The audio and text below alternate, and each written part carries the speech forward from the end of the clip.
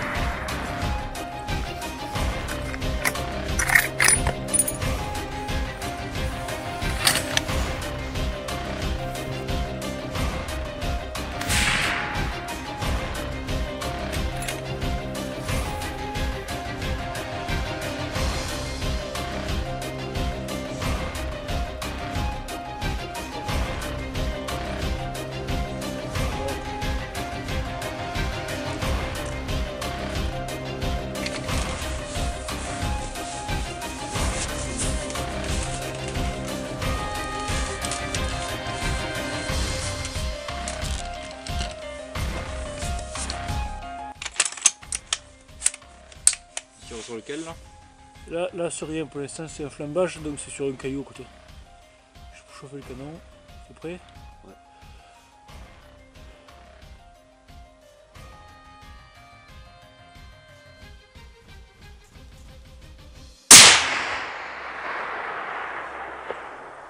franchement, je toucherai rien.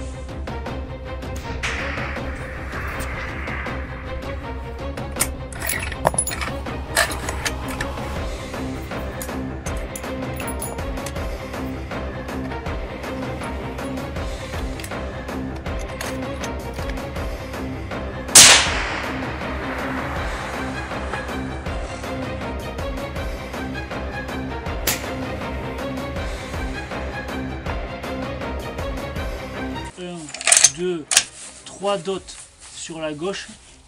Il y a un petit caillou blanc. Ouais.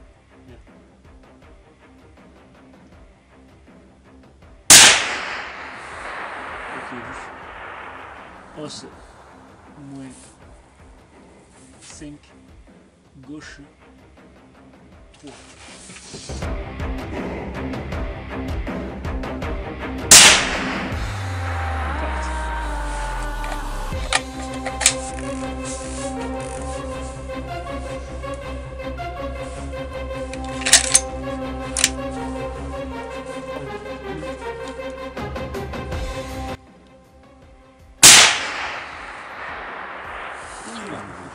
Pas loin.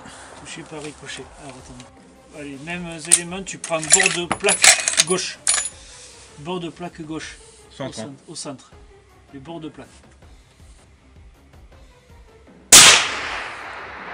Impact, Touché. au centre. Ok. Tu recharges, tu passes sur celle du milieu. Bord de plaque gauche.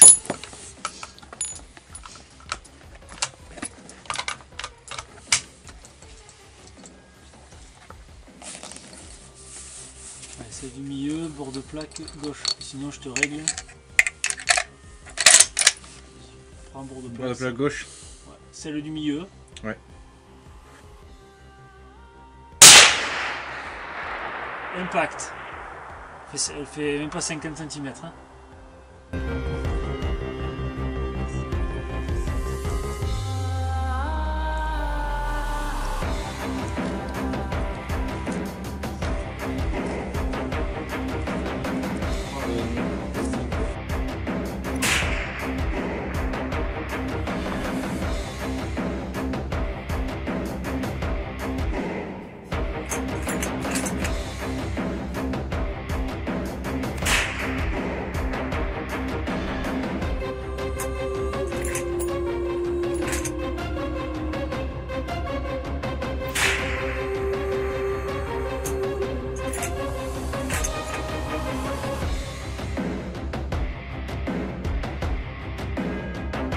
Merci Benjamin pour la journée.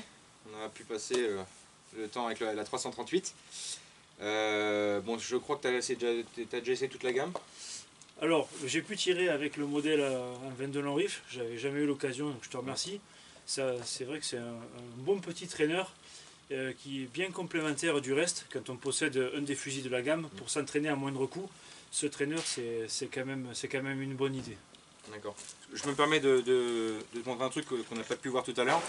Mais tu vois la petite pièce ici que tu pourrais enlever permet en fait de. Alors il faut un outil hein, pour l'enlever, je ne vais pas perdre un ongle, mais permet en fait de travailler avec un recul de culasse identique à celui de la 308. Ah, complètement. Avoir une amplitude de levier voilà. Qui correspond au modèle de série. D'où l'intérêt ouais, effectivement de s'entraîner avec. Qu'est-ce que tu peux nous dire par rapport à la 338 justement? Eh bien, avant de parler de la 338, je vais revenir sur le 308 parce que j'ai carrément eu l'occasion de tirer avec cette arme. D'accord. Et qualité-prix, c'était déjà un très bon rapport puisqu'on avait une arme à moins de 2000 euros qui permettait de faire de beaux cartons, d'avoir un outil qui se règle aussi bien au niveau du busc que de la plaque de couche. Euh, euh, Finalement, un bon canon, parce qu'on arrive à faire des très bons groupements même avec des munitions manufacturées. Et c'est vrai que c'est un petit peu ce qu'on retrouve sur le modèle M338. Je pense que c'est important de rappeler qu'on est quand même sur une arme aux alentours de 2500 euros. Ouais, entre Voilà, 2002 à peu près. et 2005. Donc qu'est-ce qu'on a aujourd'hui à 2500 euros sur le marché en Sortie 338 sortie de boîte, pas grand chose. Donc on retrouve cette plaque de couche et ce busc réglable. Identique à la 308. Identique à la 308, voilà, exactement. Tous les groupements qu'on a pu faire, que ce soit à 100 mètres ou à 650 mètres, et on tient toujours la minute d'angle, voire un petit peu en dessous de la minute d'angle, sachant que le canon il est neuf, donc avec le temps ça risque de s'améliorer.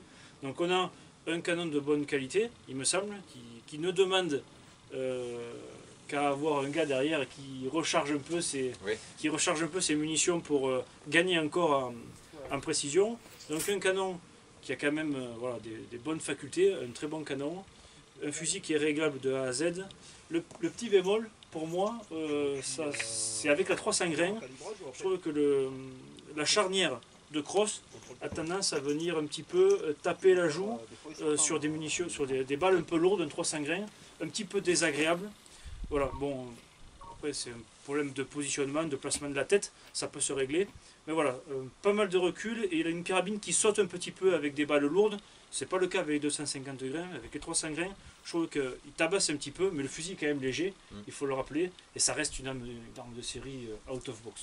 Et le système en fait, d'avoir le canon dans l'axe de la crosse, généralement on a plutôt l'axe du canon au-dessus. Et toujours en général ouais, un petit peu au-dessus, voire c'est assez similaire. Ça c'est juste un coup à prendre, un petit peu comme les systèmes bullpup, les carabines en bullpup. C'est vrai qu'au début c'est un petit peu décontenançant, peut-on dire, mais avec le temps on s'y fait, c'est juste une question d'habitude. Moi personnellement je préfère comme ça, l'arme bouge moins. Par rapport à la détente, qu'est-ce que tu en as pensé? Donc c'est des détentes réglables, je rappelle, entre 900 grammes et 2 kg, 2 kg, 2 kg 2. Ouais. Qu'est-ce que tu en as pensé? Là, normalement, celle-là, elle n'a pas été réglée. Celle-là, elle était réglée à 900 grammes. Ouais. Et celle-là, normalement, elle devait être pareil, 900 grammes, 1 kg. Alors là, j'ai pas idée sur le poids. À la sensation, on doit être aux alentours des 1,5 kg là.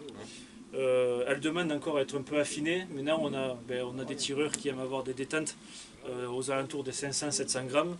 Et d'autres qui préfèrent avoir une bossette, c'est quelque chose entre 1 kg, 1,5 kg. Voilà, c'est vraiment à la sensibilité du tireur. Mais voilà, ce qu'il faut absolument, c'est avoir une détente qui se règle. Et là, Rougeur propose une détente qui se règle. Donc, ma foi, il y a juste à trouver ses marques. C'est ça.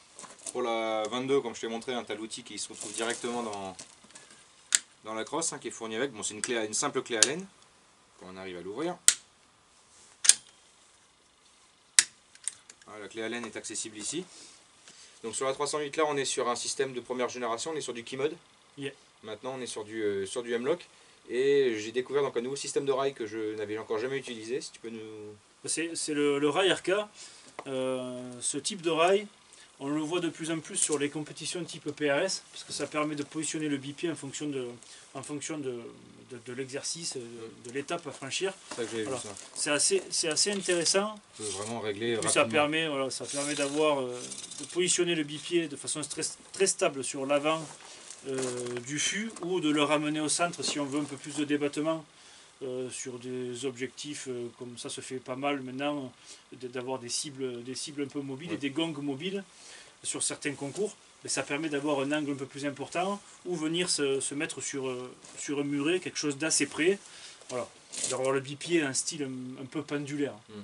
Ou de venir le positionner à l'avant. Donc le rail RK c'est quand même un bon truc, et de le trouver de série, je pense que c'est une sacrée idée. C'est la différence qu'on trouve entre ces différentes carabines en fait, par rapport au garde-main en fait, il grossit avec le calibre on va dire. Et c'est vrai que celui qu'on trouve sur le 338 est quand même massif et lui donne d'ailleurs une gueule qui correspond à la ligne de la carabine. Voilà, le frein de bouche aussi à souligner qui est assez massif pour un frein de bouche de série. Généralement ils le font un peu plus rond. non? Oui, il est même pas très gros pour un 338 quand on voit ce qui existe sur le marché aujourd'hui comme frein de bouche pour le 338 de série. Ah. Il est de taille normale. Taille normale. Bon, ce qui fait la qualité d'un frein de bouche, c'est pas tellement le volume du frein de bouche comme on pourrait le croire, mais c'est vraiment les angles à l'intérieur du frein de bouche qui vont réguler les flux. Et bon, aujourd'hui on a tiré avec un réducteur de son, donc bon, on n'a pas exactement testé l'arme dans les conditions de tir avec un frein de bouche. Il est évident que ce que je lui reproche, entre guillemets, ce que je le trouve perfectible, c'est ce recul assez fort en 300 grains. Eh bien, il est évident que si on essayait sans le modérateur de son, sans le réducteur de son et directement avec le frein de bouche, eh bien, il est fort probable qu'on n'ait pas ce problème. Alors ça on va le voir dans la vidéo justement parce que je vais rentrer à la maison avec et je vais aller sur un stand de tir peut-être un peu plus court, mais en tout cas pour voir la notion de bruit qu'on va pouvoir voir avec un silencieux, enfin, un modérateur de son ou le frein de bouche. Je voulais aussi remarquer une chose sur la 308 parce qu'on a eu le souci. Normalement il est équipé d'un silencieux à manchon. Oui. Et dans la nouvelle version, le canon est raccourci. Donc attention, si vous achetez une nouvelle version de la Ruger, de l'RPR en 308, si vous avez un système à manchon, vous risquez de coincer sur le garde-main. Voilà. Et dernier petit point, je pense qu'il pourrait être amélioré sur la 308, c'est le fait que la culasse soit bloquée quand le chargeur est engagé. Voilà. On est obligé d'appuyer sur la planchette élévatrice pour pouvoir ramener la culasse à l'avant, ce qui n'est pas pas le cas sur le modèle 338. Ou le 22 d'ailleurs, le 22 est très bien fait aussi là-dessus. Qu'est-ce que tu penses de cette gamme de carabines pour tout ce qui est PRS? Parce que personnellement, je trouve que c'est vraiment un bon compromis pour ceux qui débutent. Donc pour le PRS, on a tendance souvent à croire qu'il faut avoir des armes extrêmement légères. C'est pas forcément vrai. Pour la simple et bonne raison, alors je suis pas un spécialiste du PRS, moi mon domaine c'est plutôt l'extrême long range ou le tir longue distance en général, et pas spécialement le PRS. Mais pour la toute petite expérience que j'ai du PRS, à l'entraînement simplement, c'est que quand on a une carabine un peu trop légère, et bien quand on va être dans des positions qui vont être un petit peu inconfortables, si la carabine est trop légère, on va avoir du relèvement au moment du tir. Et dans le cadre du PRS, souvent, il n'y a personne derrière pour te spotter, te donner des corrections. Donc si tu n'es pas capable de voir ton impact en direct au moment du tir sur la cible, et que tu n'es pas dans la cible, tu n'es pas sur ton gong, et c'est foutu. Voilà.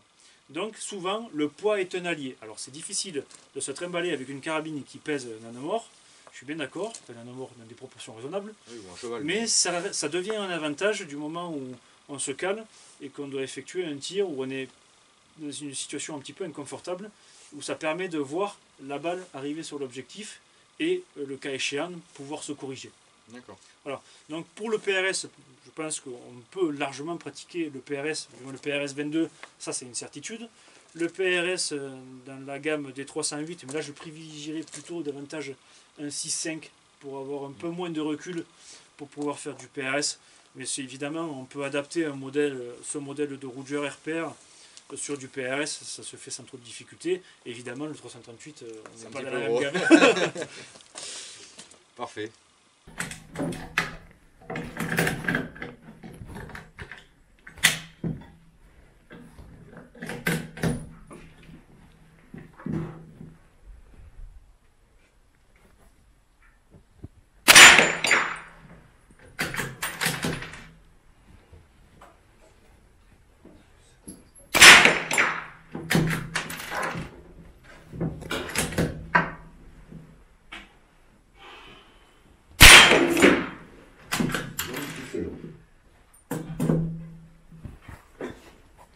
Allez. Qu'est-ce que ça fait 408?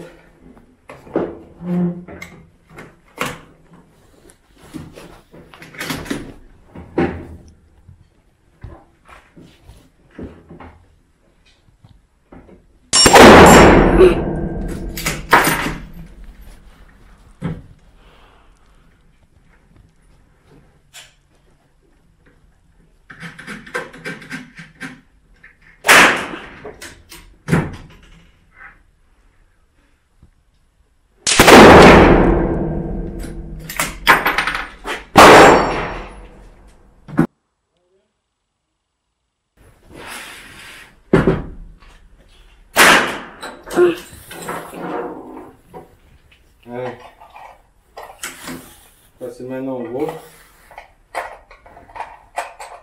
C'est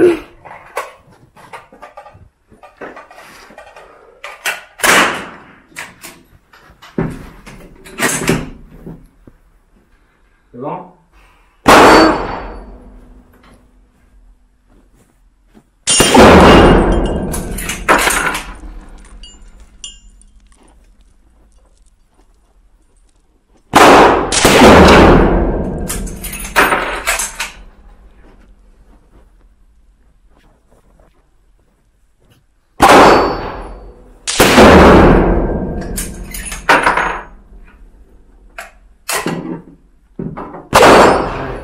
Maintenant, on va voir ce que ça fait sans frein de bouche.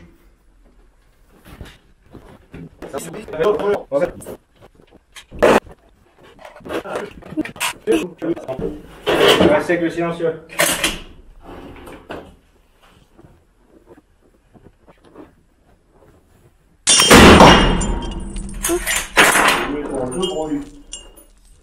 C'est quoi le gong?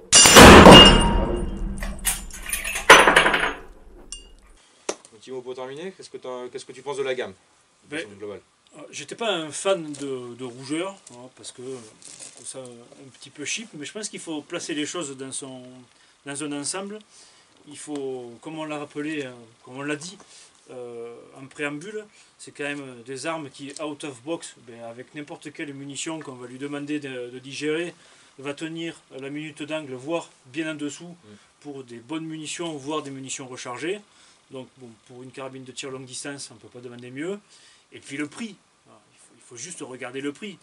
Aujourd'hui, qu'est-ce qu'on a avec 1800 €? Qu'est-ce qu'on a avec 2500 € sur le marché? 650 €. Voilà, et 650 en 22 long rifle. Et bien, réellement, on n'a pas grand-chose. Donc à 2500 €, un 338 avec un pas, alors j'ai plus de tête si c'est un 9,5 ou un 10, mais ça permet de tirer des 250, des 300 grains. Vous pouvez recharger, donc ça vous laisse libre cours à tout ce que vous voulez en termes de balles de 338 pour votre rechargement. Et une arme de série sortie de la boîte, on y met une lunette, on lui met n'importe quel type de munition, on tient la minute d'angle ou moins, on a moins de 2500 €. Avec 2500 € aujourd'hui sur le marché du 338, et ben on a vraiment quasiment que dalle. Donc bon. C'est vrai qu'on a essayé trois munitions de série qui sont même pas faites pour ça. Hein. Elles ont été achetées, fournies par les fabricants. D'ailleurs, on remercie les cartouches Chologne et la Sidam qui nous a fourni des munitions pour le test. Hein. Oui, on a pu tirer de la 250 grains Sierra Match King, de la 300 grains Sierra Match King, bon, des balles qui font référence un petit peu dans le calibre. Je pense que vous verrez les résultats dans l'essai, mais ils les ont déjà vus dans la vidéo. Ouais, ils ont déjà vu dans la vidéo. Ok. Donc c'est pas extraordinaire. Il est évident que le jour où vous allez recharger, les résultats vont être bien meilleurs.